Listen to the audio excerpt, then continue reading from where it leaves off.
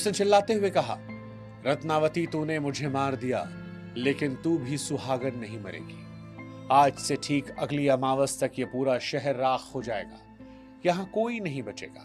तुम सबकी आत्माएं इस किले में कैद रहेंगी। मेरे साथ तुम कयामत तक यहीं रहोगे। इसके साथ ही उसकी गर्दन लुढ़क गई। तांत्रिक मर गया, लेकिन उसका साया जिंदा हो गया। तांत्रिक की मौत के कुछ ही हफ्तों बाद भानगढ़ का अंत आने लगा।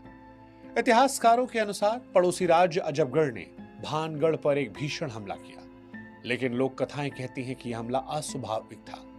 दुश्मनों के अंदर एक अजीब सा पागलपन था। उस रात भानगढ़ के मजबूत दरवाजे टूट गए। सैनिक शहर में घुस आए। वो कत्लेआम की रात थी। तलवारों ने न बच्चों को बख्शा, न बूढ़ों को। जौहरी बाजार जो कभी इत्र से महकता था, अब खून की गंध से भरा था। महलों में आग लग चुकी थी और राजकुमारी रत्नावती, ये कहते हैं कि बचने के लिए कई सैनिकों ने जान दी, लेकिन अंततः दुश्मनों ने उन्हें घेर लिया और उनकी निर्मम हत्या कर दी गई। सुबह होते होते 10,000 की आबादी वाला शहर एक विशाल कब्रिस्तान में तब्दील हो गया था। जो कुछ लोग बच गए थे वो अपनी जान बचाकर भागे और कसम खाई कि वो कभी इस मनहूस जगह पर वापस नहीं लौटेंगे। श्राप सच हो चुका था। सब मारे गए। स्थानीय लोगों का यह मानना है कि हजारों लोगों को मुक्ति नहीं मिली। उनकी अकाल मृत्यु और तांत्रिक के श्राप ने उनकी आत्माओं को उस किले की चारदीवारी से बांध लिया। आज भी जब रात होती है तो वह आत्माएं अपने उस दर्द को दोहराती हैं। अगर आपको लग रहा है कि ये सिर्फ दादी नानी की कहानियां हैं, तो आप भानगढ़ जाकर खुद देख लीजिए। वहां के पत्थर चीख चीख कर गवाही देते हैं। किले में घुसते ही आप देखेंगे कि बाजार और घरों की कतारें हैं। दीवारें आज भी मजबूत हैं, लेकिन किसी भी घर पर छत नहीं है।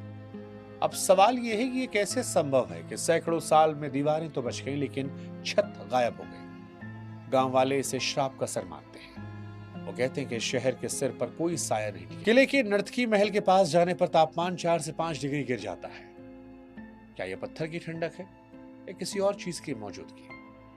क्या भानगढ़ सच में भूतिया है या फिर ये केवल हमारा वहम है? इस सवाल का जवाब खोजने के लिए पैरानॉर्मल इन्वेस्टिगेटर्स ने अपनी जान को भी जोखिम में डाला, और इनमें सबसे प्रमुख नाम जो था वो गौरव तिवारी का था।